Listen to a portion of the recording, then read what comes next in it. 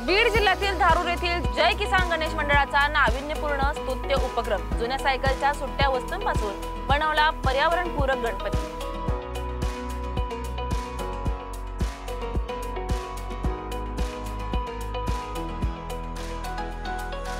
बीड जिल्ह्यातील धारूर कसबा भागातील मठ गल्लीतील जय किसान गणेश मंडळाने सायकलच्या जुन्या वस्तूंपासून पर्यावरणपूरक गणेश मूर्ती तयार करून बुधवारी प्रतिष्ठापना केली आहे। पर्यावरणपूरक गणेश मंडळ म्हणून या गणेश मंडळाची जिल्ह्यात ओळख निर्माण झाली आहे। धारूर शहरातील कसबा भागातील मठ गल्लीत गेल्या 60 वर्षांपासून जय किसान गणेश मंडळाकडून मोठ्या उत्साहात गणेशोत्सव साजरा केला जातो। आपल्या पुरुष प्रधान संस्कृतीत यावर्षी स्त्रियांना उभारी मिळावी या हेतूने यावर्षी जय किसान गणेश मंडळात महिलांकडे कार्यभार दिलाय। या गणेश मंडळाने जुन्या सायकलच्या टाकाऊ भागापासून गणेश मूर्ती तयार केली।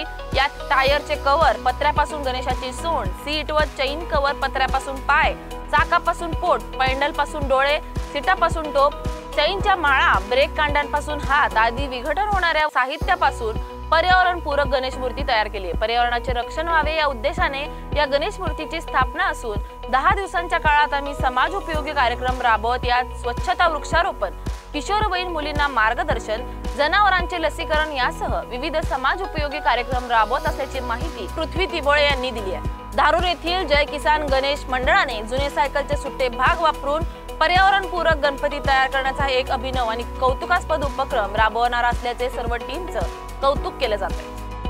मी पृथ्वी तिबोळे या गटाची जय किसान गणेश मंडळ या गटाची सचिव आहे। गेल्या 60 वर्षापासून आम्ही गणपती बाप्पाची स्थापना करतो, परंतु 5 वर्ष झालं असं आम्ही पर्यावरणपूरक अशा गणपती बाप्पांची स्थापना करीत आहोत। गेल्या वर्षी पण आम्ही त्याच पद्धतीने तीच पद्धत अंमलात आणली होती।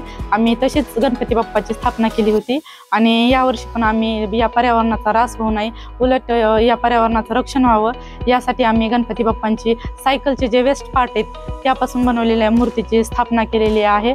आम्ही या गणपती बाप्पाची जी मूर्ती आहे ती विसर्जन केल्याच्या नंतर जे पण जल प्रदूषण होतं ते कोणत्याच प्रकारचं जल प्रदूषण होणार नाही, उलट आपण जे सायकलचे पार्ट आहेत ते आपण परत यूज करू शकतो। आणि गेल्या वर्षी पण आम्ही जी मूर्ती बनवली होती त्याच्या पण पार्ट आम्ही परत यूज केले। अशा प्रकारे आम्ही एक पर्यावरणाचं रक्षण केलं।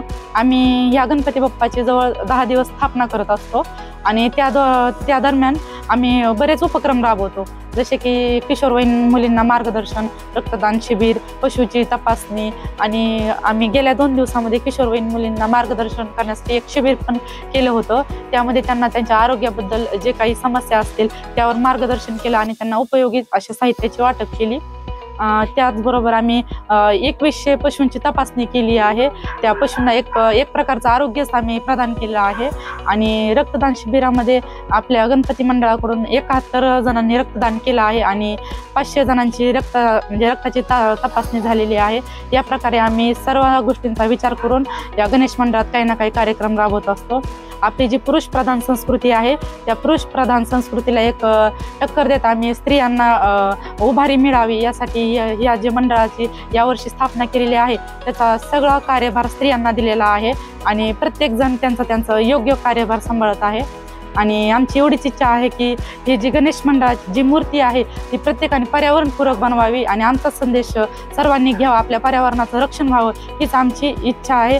प्रत्येक जीवाला कोणताच धोका होऊ नये, सर्व सुरक्षित असावेत यासाठी आम्ही ही मूर्ती स्थापन करत आहोत।